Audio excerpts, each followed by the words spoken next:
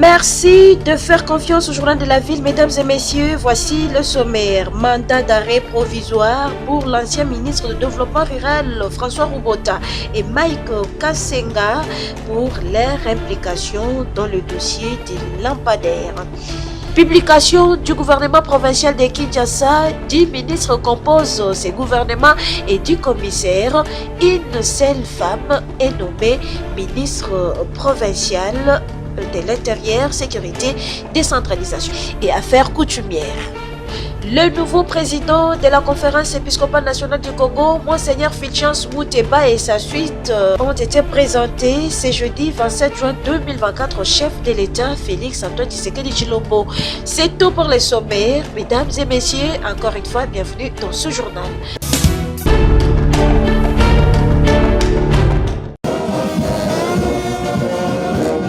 Le Saint-Siège et le Zimbabwe viennent d'accréditer leurs ambassadeurs extraordinaires et plénipotentiaires résidant en République démocratique du Congo.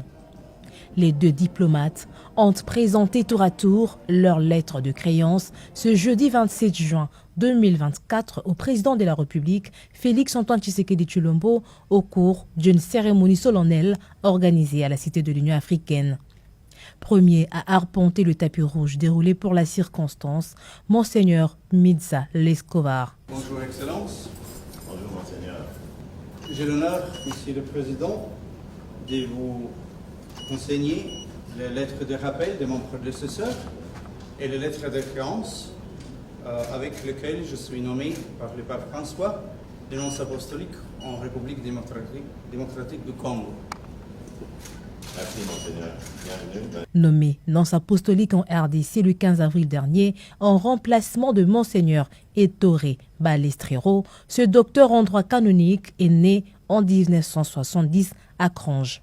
Le nouveau nonce apostolique d'origine slovène a fait ses débuts au service diplomatique du Saint-Siège en 2001. Monseigneur Lescovar était depuis 2020 nonce apostolique en Irak et archevêque titulaire de Bénévent en Italie. Âgé de 54 ans, il a eu des missions au Bangladesh, en Allemagne et en Inde. Son Excellence, M. David Sabaoke, ambassadeur extraordinaire et plénipotentiaire de la République du Zimbabwe en République démocratique du Congo. Deuxième et dernier à être reçu, M. David Sigaouke est en général à la retraite. Le diplomate zimbabwéen connaît la République démocratique du Congo pour y avoir travaillé dans le cadre de l'opération Sovereign Legitimacy déployée sur le front Est à Mbujimayi et Cabinda en qualité de commandant de la brigade mécanisée. Au cours de ses 41 ans de carrière, M. David Sigaouke a gravi tous les échelons au sein de l'armée du Zimbabwe jusqu'aux fonctions de chef d'état-major général. Il est âgé de 69 ans.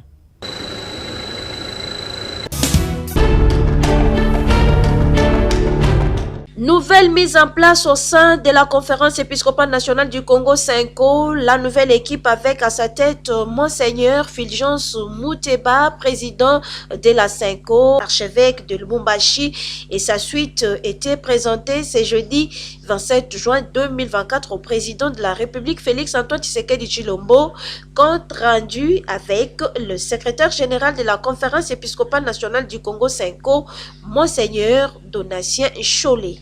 Comme d'aucuns le savent, les évêques de la CENCO sont en pleine assemblée plénière qui prendra fin demain.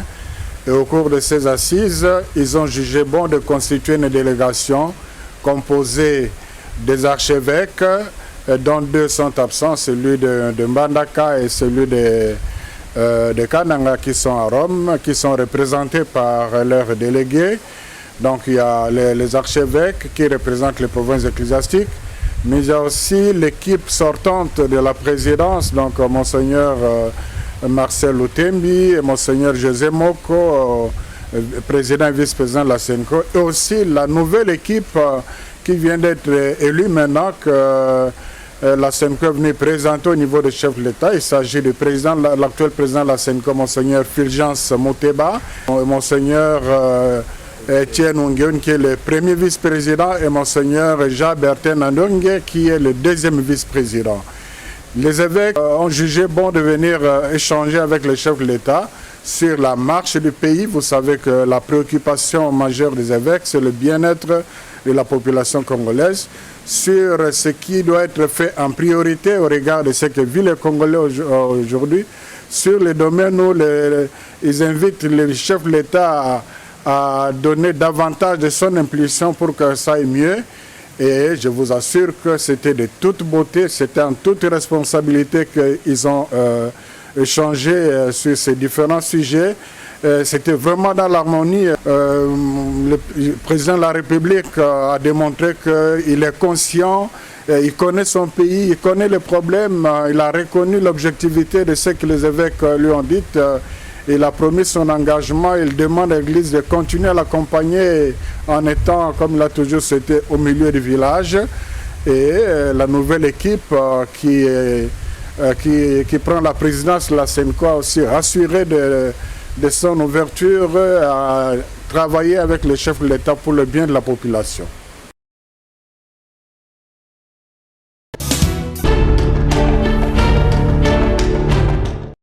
Publication ce mercredi 26 juin 2024 du gouvernement provincial de Kinshasa, Daniel Bumba, composé des 10 ministres et du commissaire.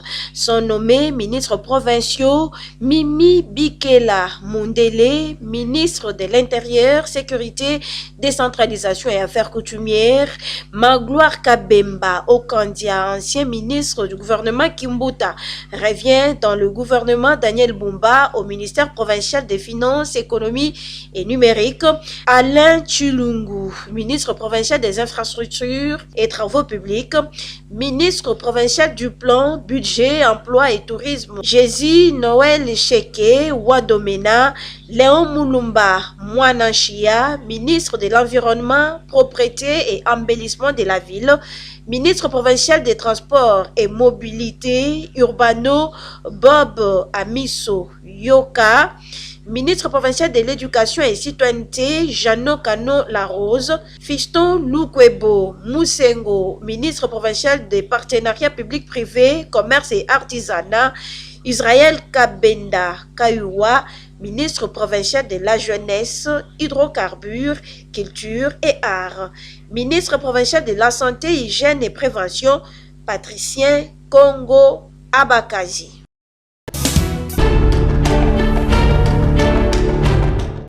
L'homme qui a préparé la marmite politique de l'alternance et passation pacifique du pouvoir entre le président sortant en vie, Joseph Kabila Kabange, et le président entrant, Félix Antoine Tshisekedi Tshilombo, héros vivant, Bruno Tshibala-Nzenze, premier ministre honoraire, honoré ce mercredi 26 juin 2024 dans la soirée par l'Association des journalistes et éditeurs indépendants du Congo, AGIC, sociétaire de l'UNPC, qui dirige Théodore Lumu Bingue, qui lui a décerné un diplôme de mérite et les prix Les Vrais Patriotes pour ses loyaux services rendus à la nation congolaise, son combat et lutte pour l'état des droits.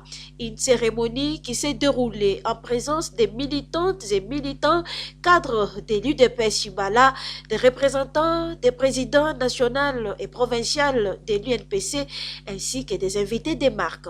Prenant la parole, le président de l'AGIC, Théodore Lumu Bingue, avance des raisons pour lesquelles Bruno Tshibala est primé aujourd'hui par sa structure. Bruno Tshibala-Nzenze est celui qui a eu à préparer cette belle marmite politique de l'alternance pacifique qui aujourd'hui nous sommes bénéficiaires. La maîtrise du cadre macroéconomique, le panier de la ménagère, la maîtrise de la sécurité interne et externe, la transparence dans la gestion de la res publica sont des éléments majeurs qui ont caractérisé ces grands hommes d'État dans sa gestion à la tête du gouvernement congolais c'est un vrai patriote. Juste après est venu les moments tant attendus, la remise du diplôme de mérite au Premier ministre honoraire, les trophées Les Vrais Patriotes, une écharpe avec effigie de l'héros du jour et un cadeau signé AGIC. De quoi réjouir le Premier ministre honoraire Bruno Tchimbala qui accepte avec modestie et humilité ses mérites lui décernés par les hommes des médias. Je tiens donc à remercier de tout cœur les organisateurs de cette cérémonie pour m'avoir retenu dans le palmarès de vrais patriotes, c'est-à-dire ceux qui se sont dédiés dans leur trajectoire politique, qui se sont distingués dans la défense de la cause de la nation et la cause du peuple. Tout est bien qui finit bien, c'est par une photo des familles que s'est clôturée cette cérémonie.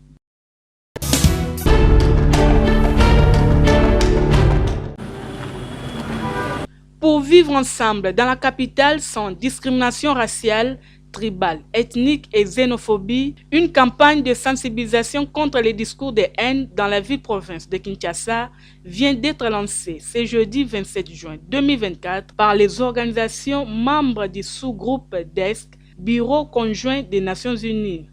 Cadre choisi, l'Université chrétienne Cardinal Maloula située dans la commune de Kasavubu. Présent à ces assises, le secrétaire général chargé à la recherche de l'UCSM, les représentants du Bureau conjoint des Nations Unies Droits de l'Homme, Montpellier, Nord, ainsi que les étudiants venus nombreux pour approfondir leurs connaissances. Cette campagne vise à stopper les discours de haine dans les milieux estudiantines, en famille, au travail, pour ne citer que cela. L'orateur du jour, Crispin Kobolongo, a expliqué en long et en large le sentiment de haine, sa cause et comment lutter contre ces derniers.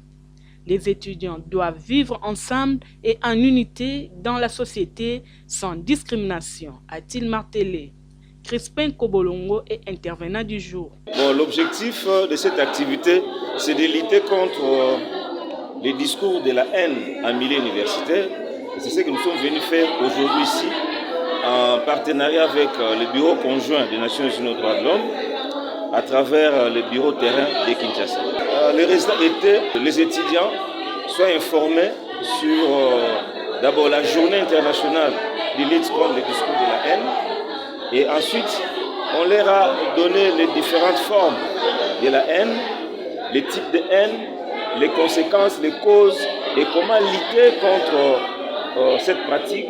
De son côté, le professeur Dr Alain Eyeleyele Alami a remercié les organisateurs pour l'intérêt qu'ils ont montré pour leur alma mater. Bon, c'est une joie pour nous que les choix soient portés sur l'Université chrétienne Cardinal Maloula parce que c'est une université de renom. Mais le moment est venu, nous devons construire la paix.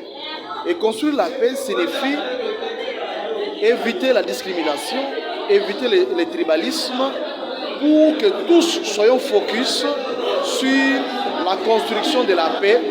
Et lorsque la paix est construite dans notre pays, c'est son développement qui est auguré. Les dépliants portant mention stop au discours de haine ont été distribués aux étudiants.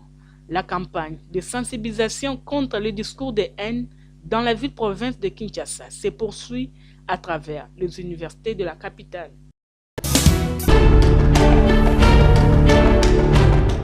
Ouvert le lundi 24 juin 2024 à Kinshasa, les travaux du 2e congrès ordinaire de l'Union nationale des infirmières et infirmiers du Congo unique se sont clôturés ce mercredi 26 juin dans la soirée, placée sous le thème plaidoyer pour le droit du travail des infirmiers du secteur public. Ces travaux ont permis aux participants d'aboutir sur différentes résolutions allant dans le sens de promouvoir la profession infirmière en République République démocratique du Congo, les conditions de vie sociale et les conditions de travail de ces derniers. Bref, plusieurs questions sur les conditions de vie professionnelle des infirmières et infirmiers ont été passées au peigne fin. Joseph Kibangula, secrétaire général réélu du bureau unique en RDC, s'est dit satisfait de l'aboutissement de ces travaux. Nous avons examiné la situation telle qu'elle est aujourd'hui, toutes les conditions, qu'il s'agisse des conditions de travail, qu'il s'agisse de la rémunération. En tout cas, toutes ces questions ont été passées au peigne fin pour que nous puissions avoir des résolutions et des recommandations pour les 5 ans à venir. Le cahier des charges des résolutions et recommandations issues de ces travaux sera remis au gouvernement, précise le secrétaire général de l'Union. Principalement, le cahier des charges, c'est la convention 149 de l'OIT, y compris sa recommandation 157, que nous allons remettre de manière officielle à son Excellence le vice-premier ministre, ministre de la fonction publique, parce que c'est lui notre gestionnaire en tant que ressources humaines. Et dans cette convention, tout y est, tous les problèmes sont inscrits là-bas parce que c'est depuis 1977 que cette convention est à jour, mais elle n'a jamais été ratifiée en République démocratique du Congo. Mais avec la volonté de l'excellence, le premier vice-ministre, ministre de la fonction publique, nous sommes sur la bonne voie pour que cette convention, cette fois-ci, soit l'affaire prise en main, prise en charge par le gouvernement. Les participants à ce deuxième congrès remercient le nouveau bureau pour l'organisation et les souhaitent plein succès. Je suis entièrement satisfait parce que nous, à l'Okatanga, nous travaillons à l'arche-pied. Nous ne croisons pas les mains, sensibiliser nos syndiqués qui soient adhérer massivement pour l'avancement de notre œuvre qui est l'UNIC. Tout est bien qui finit bien. C'est par des brevets de participation que ce deuxième congrès de l'UNIC s'est clôturé, immortalisé par une photo de famille.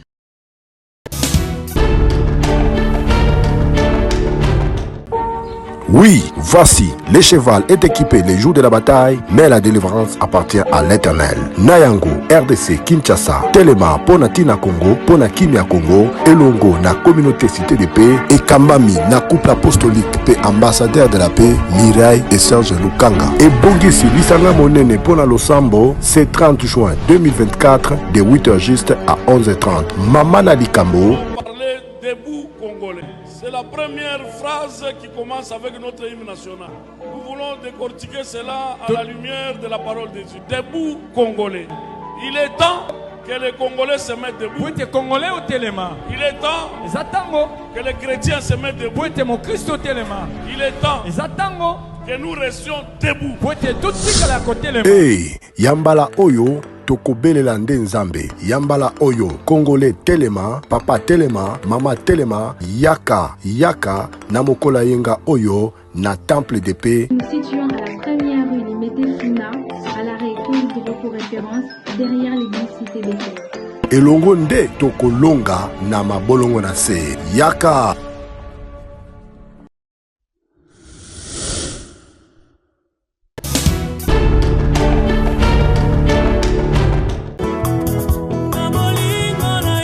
La famille Matundu a la profonde douleur d'annoncer aux amis et connaissances le décès de leur père, grand-père, arrière-grand-père, Jean-Germain Matundu, inspecteur des finances honoraire, mort survenu au CMK le 19 juin 2024.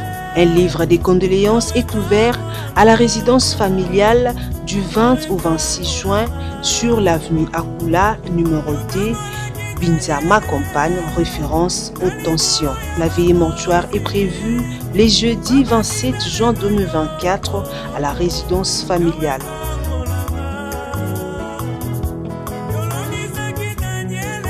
La levée du corps interviendra à la morgue du cinquantenaire le vendredi 28 juin 2024 à 9h et son exposition à la cathédrale du cinquantenaire.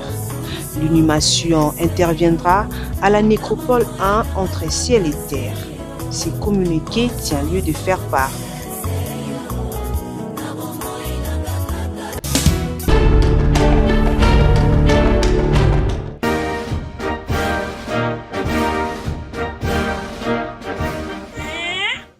c'est normal qu'il y ait 90% d'hommes et seulement 10% de femmes dans toutes les assemblées provinciales?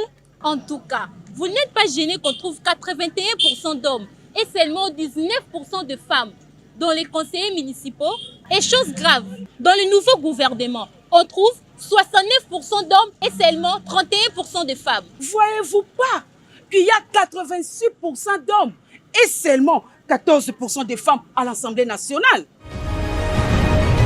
Femmes, n'abandonnez pas la lutte. Continuez de postuler à tous les niveaux, en commençant par le local. Quant à vous, électeurs, particulièrement les grands électeurs, votez massivement les femmes comme bourgmestres, conseillers de secteur et de chefferie, chefs de secteur, conseillers urbains et maires, afin de faciliter l'émergence du leadership féminin en République démocratique du Congo.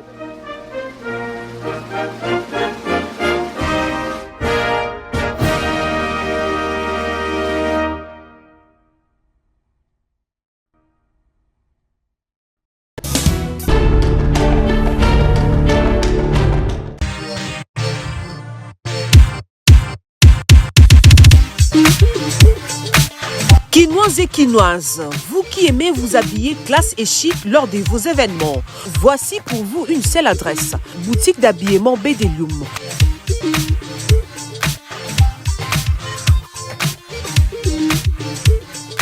Avec ses plus de 20 ans d'expérience dans les domaines vestimentaires, vous trouverez chez Bedelium des vêtements et collections de haute gamme à un prix très abordable nulle part ailleurs.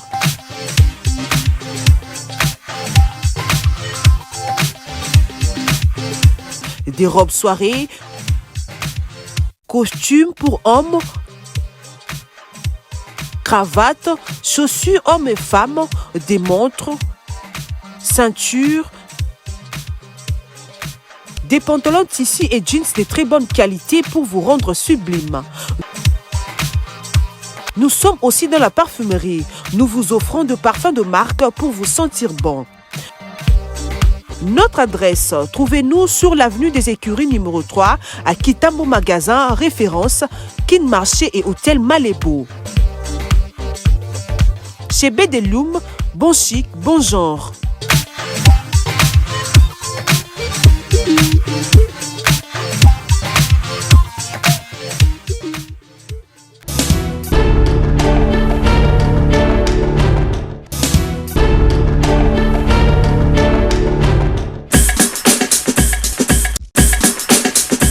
Nous sommes arrivés à la fin de ce journal de la ville, mesdames et messieurs.